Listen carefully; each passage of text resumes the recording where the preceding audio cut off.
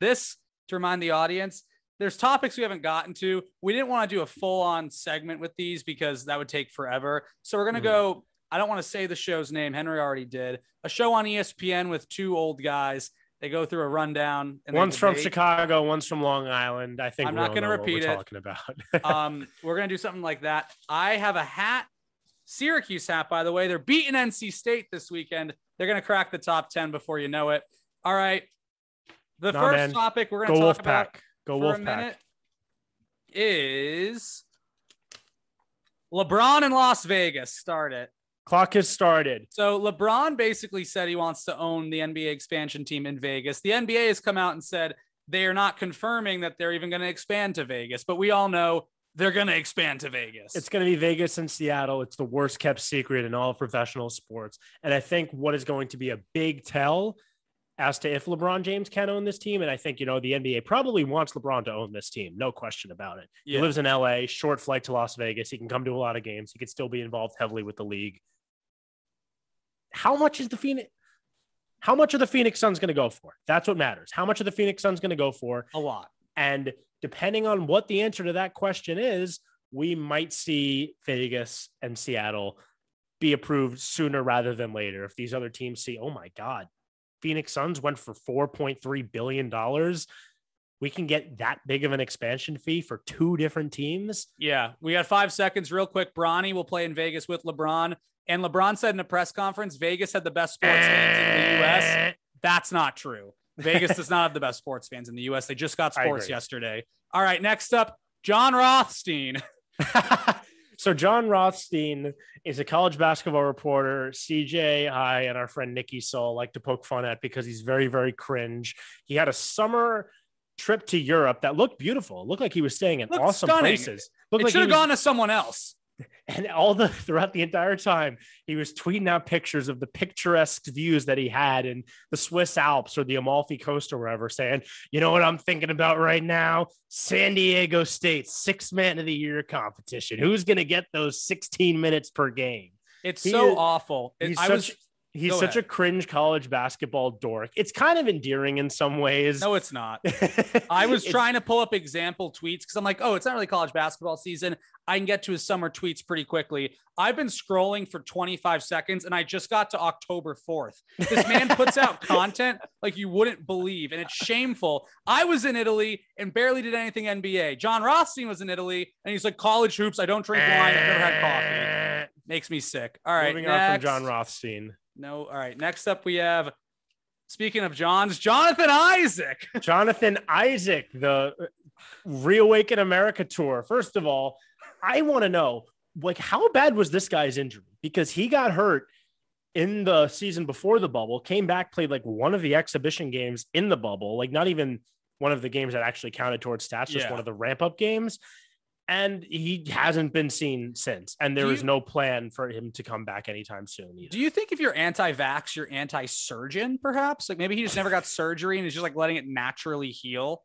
He's just letting saying his Our Fathers and letting the bone take place. Or maybe he's re-aggravating it because he's walking around on stage a lot talking about how mad he is that the 2020 election was stolen. That is true. People do forget that he did that and he does that. And I know, he stood for the anthem. I mean, Jonathan Isaac's just a weird character, and the Magic have so many guys down there at the Point Guard Express that they've kind of forgotten about Jonathan Isaac. And I think the league has kind of forgotten about Jonathan Isaac. He's been an afterthought. Sorry, Jonathan. Got to play a game. Bye, Moving on.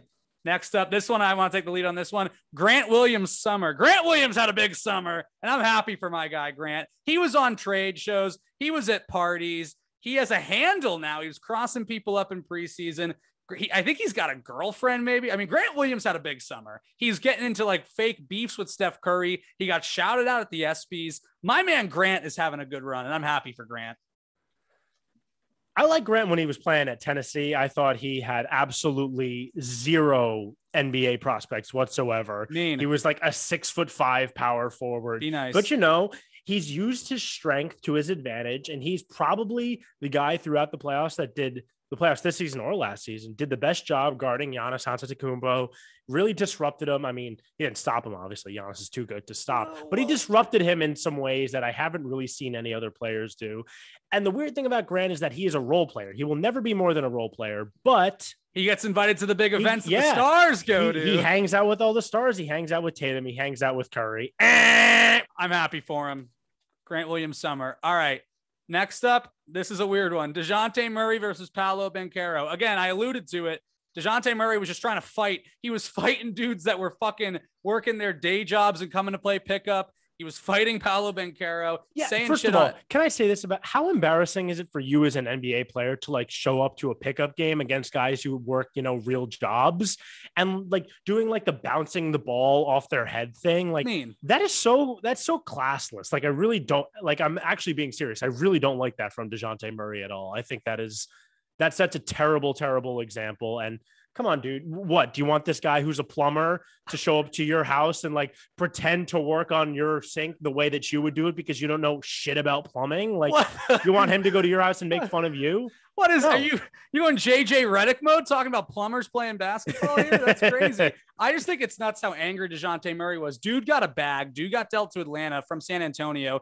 Like, if I was him, I would fucking lay out and enjoy my summer. I don't know why you're beating up on strangers. I agree. Next topic. Oh, we didn't even talk about Paolo Banchero there, but Paolo Banchero probably deserved to get beaten up. Next up, we got Vicky Dubs. Vicky Dubs burst onto the scene. He's been on the scene, but he finally played in a G League game, last week or 2 weeks ago? That guy's insane. He's a video game character. People are literally slobbering over this guy.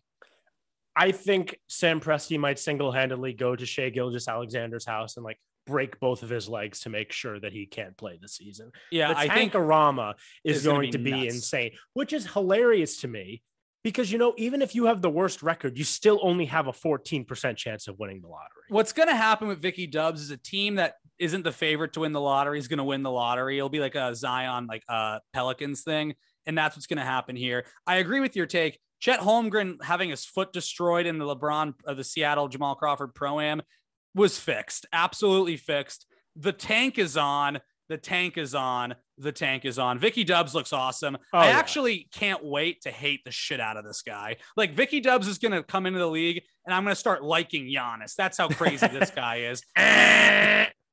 Next topic. Next up. Tyler Hero. Oh boy. Boy, did Tyler Hero have an offseason. He had a kid. He apparently cheated on his fiance/girlfriend. He got a baby. Now I want to talk about this for basically the whole time. He got one of the worst tattoos that I've ever seen. Gross. On any human being ever. Mm-hmm. It is really, really, really bad. It has tiger with nipple eyes. He has nipple eyes. The tiger tattoo is nipple eyes. It's really, really, really bad. And God, Tyler, who is your tattoo artist? Because you need to slap them. You need to give them a Draymond Green, Jordan Poole punch. I agree. But so then he cheats. Then he gets back with his girlfriend. Now they're having a baby. And then to top it all off, Pat Riley was like, "Hey, Tyler, it's Pat Riley. I was in winning time. You want a contract extension?" They gave him a bag. And Heat fans are thinking they underpaid for him probably because they're nuts. I think Tyler Hero got I think he got $7 more million a year than Jalen Brunson, which is absolutely ridiculous. Jalen Brunson's a great player. Wrong. Next up, Lakers content, winning time, Magic Doc, and Hulu one. A lot of Lakers content this summer. I watched all of winning time. I thought it was honest. I actually went out and bought these glasses because I liked it so much so I could look like Dr. Jerry Buss. I enjoyed winning time. Again, I thought it was honest in their portrayal of all things Lakers. I did not watch the Magic doc because I didn't want to. And I did not watch the Hulu doc yet, but I'm gonna. I think how you're portraying this documentary is libelous, and I might sue you. I might take you to court. I might take you to court. You got anger issues there? You're going to throw shit at Jerry West? Yeah. You know what? I think I do. I think I do want to take you to court. I think you do need to be sued for this terrible, terrible interpretation of what you think winning time is. And it is a travesty that you feel. I'm John C. Riley. I'm a doctor, but I'm really an investor. You want to come over and sit with my daughter and watch me bang women? That's an honest portrayal of this franchise. They are the band kids. They are disgusting, but I loved every second of it. All right, next up we have, I dropped one. That'll be the next one. Next up we have Lonzo knee. Pause. This is a sad one. I think Lonzo's done. It's sad.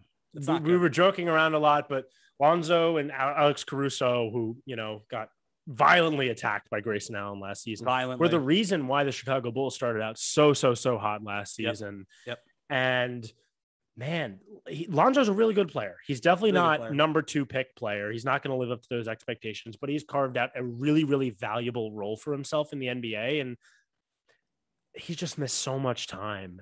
I don't know if he's ever going to get healthy, really. It makes me sad because, the knee is so tricky. We see it with D Rose, and it's just like, I think Lonzo has actually found a real role for himself in the NBA. And I hope he gets better, but all the reports indicate that he has not improved. Yeah, no, it's like he can't walk up the stairs without feeling pain, and the season starts in a week. Yeah, it's bad. I'm rooting for him, but things are not looking good, and things are not looking good for the Chicago Bulls. We'll do a light for that one. It's sad. All right. Next. Oh, it's too bad. All right. Next. Maybe this one's a little bit of a lighter topic. Next up, we have. I put Vicky Dubs back in the hat. Hold on. Next up, we have. As I open it up here, Pat Bev podcast. So Pat Bev is a podcast. Yeah, with Barstool Sports. With Roan, who he called Ron, I guess. This is tough because I think the demo for the Pat Bev podcast is frankly the demo that we go for. So that's not a great sign for us. Pat Bev had a busy offseason doing media, and we kind of talked about it a little bit. He was out there saying shit. I think the podcast will be good, but is it even out yet? I haven't even seen it. I think the first episode actually came out this week. What I'm most interested about is, will Pat Bev and Draymond Green get into a dueling podcast situation? Are they going to be calling each other out on each other's respective podcasts? Is that going to be a thing? Are podcast rivalries a thing? Is that just going to be a new form of the quote unquote new media that Draymond Green has coined? Hey, we're part of that new media. Small basketball media is new media. Let me just ask you the real hot question. Will Pat Bev go to Barstool headquarters, and will he watch a Mets game with Frank the Tank? I hope so.